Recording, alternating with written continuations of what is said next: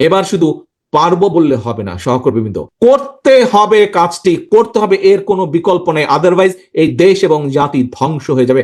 আপনার দল আপনার সামনে আজকে যে স্ট্রেট কাট প্ল্যান আপনার সামনে উপস্থাপন করলো, দেখেন তো পত্রপত্রিকা খুলে, বক্তৃতা বিবৃতি দেখেন তো, আর কোন রাজনৈতিক দল এই মুহূর্তে যারা বাংলাদেশে আছে তারা কোন রাজনৈতিক দল এরকম প্ল্যানিং দিয়েছে? দেখুন, আমি আপনাকে বলি, আমি বিএনপির সাথে সম্পর্ক ছিন্ন করেছি 20 বছরের। আমার সাথে বিএনপির এখন আর আসন দিলেও আমি বিএনপিতে যাব না, আর আরো আসন নিয়ে আমার সাথে কোনো আলোচনার কিছু নেই। যদি মন্ত্রিত্ব দেওয়া হয়, আমাকে মন্ত্রিত্ব কেন, আমাকে প্রধানমন্ত্রীর কথা বললেও আমি যাব না।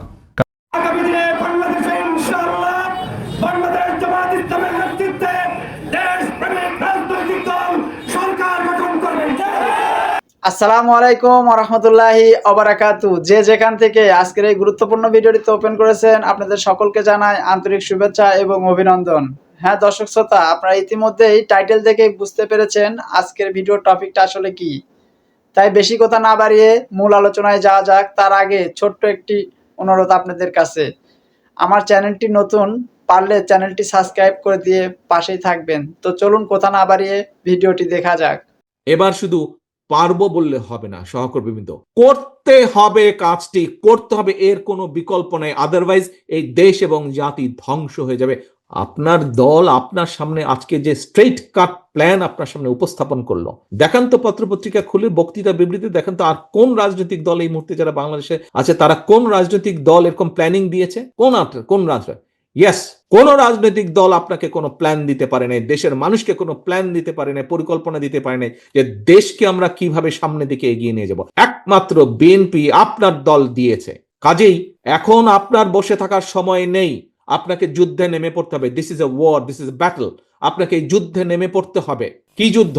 মানুষের পক্ষে, মানুষের জন্য, দেশের পক্ষে, দেশের জন্য। কারণ আমাদের কাছে প্রথম বাংলাদেশ আমার শেষ বাংলাদেশ, আমাদের কাছে সবার আগে বাংলাদেশ। এই যুদ্ধে ঝাঁপিয়ে পড়তে হবে আমাদেরকে। এবং এই যুদ্ধে যদি ঝাঁপিয়ে পড়তে হয়, এই যে দেশ গড়ার পরিকল্পনা, এই দেশ গড়ার পরিকল্পনা শুধু পরিকল্পনার মধ্যে রাখলে হবে না।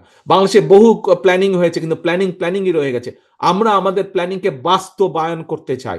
জনগণকে সাথে নিয়ে আমরা যেরকম আন্দোলন সফল করেছি, জনগণকে সাথে নিয়ে আমরা আমাদের এই 8টা প্ল্যানিং আমরা জনগণের স্বার্থে আমরা বাস্তবায়ন করতে চাই। বাস্তবায়ন আমরা কাজ শুরু করব, আমাদের পরবর্তী জেনারেশন এটাকে কন্টিনিউ করবে। এটা সফলতার কোনো মার্ক নেই, এটা চলতে থাকবে।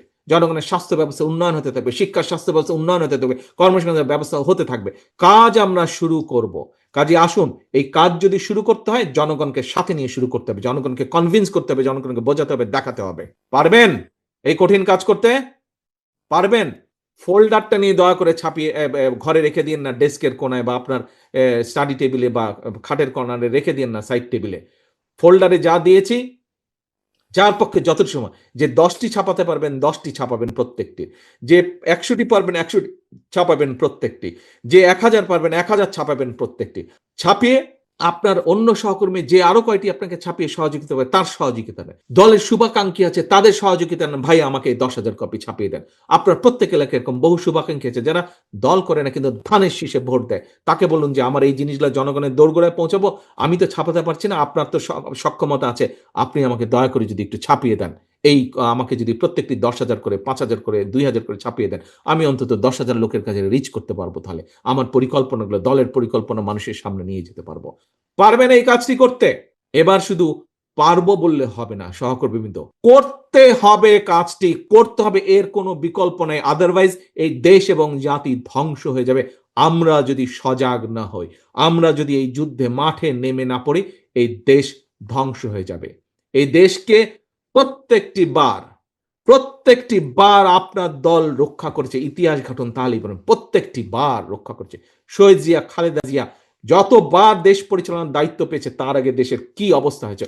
এখন শহীদ জিয়া এবং খালেদা জিয়ার দায়িত্ব আপনাদের কাঁধে এসে পড়েছে। এই দেশকে আপনাদের রক্ষা করতে হবে, প্রত্যেককে উঠে দাঁড়াতে হবে, ঘর থেকে বেরিয়ে যেতে হবে, মানুষের কাছে যেতে হবে, দোরগোড়ায় যেতে হবে।